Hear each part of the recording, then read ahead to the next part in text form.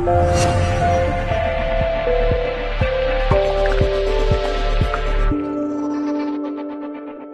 everyone, happy Sunday. I hope you are well and welcome back to another story time with God.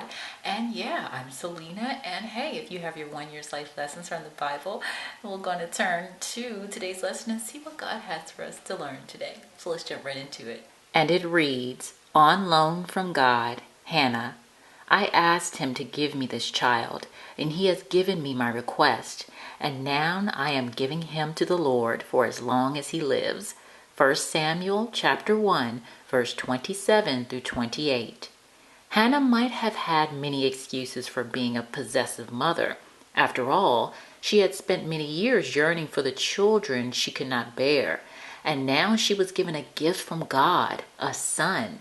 But when God answered her prayer, she followed through on her promise to dedicate Samuel to God's service. Her prayer of thanks shows us that all we have and receive is on loan from God. She discovered that the greatest joy in having a child is to give that child fully and freely back to God. She entered motherhood prepared to do what all mothers must eventually do: let go of their children. When children are born, they are completely dependent upon their parents for all their basic necessities.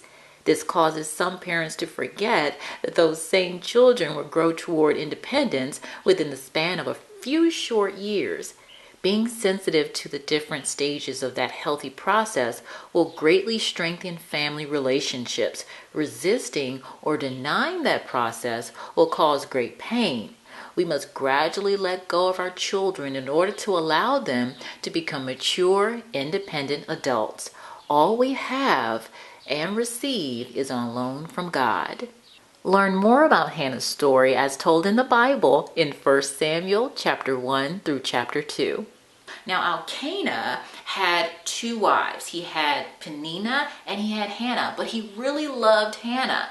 But Hannah could not have children. And so Peninnah would try to throw it in her face by, taunting her and all this about, oh, I have this many kids, you have none. And so one day Hannah just got fed up. And she goes and she talks in front of the priest and she cries out. And the priest thought that she was drunk or something because she was praying, but no verbal words were coming out. But she was really praying to God for God to give her a son and relieve her of all this frustration. Hear me, Lord. If you only give me a son, I will lift him up to you. I will give him over to you. And so that's exactly what she does.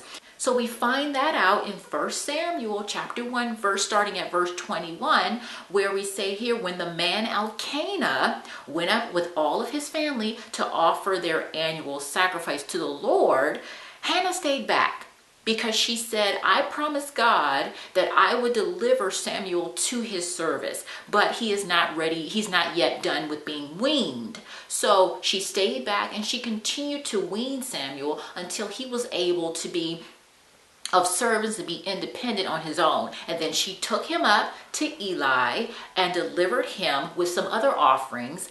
And that's where Samuel stayed for the rest of his life, and he was in service to the Lord. So today it's pretty ironic that today is Easter and that this is Resurrection Sunday, where Jesus died on that cross for our sins and he's resurrected back to the Father. And this is a day that we celebrate that as Christians. And not only did Hannah, vow to give her son Samuel over to God, but also Mary had to do the same thing. Can you imagine her standing there, seeing her son, Jesus, on that cross, bleeding, being tortured, and then she's having to give her son over, to this huge purpose that, may seem small to, all the other people around, but it was a big deal for all of us Christians. And she had to make that sacrifice too.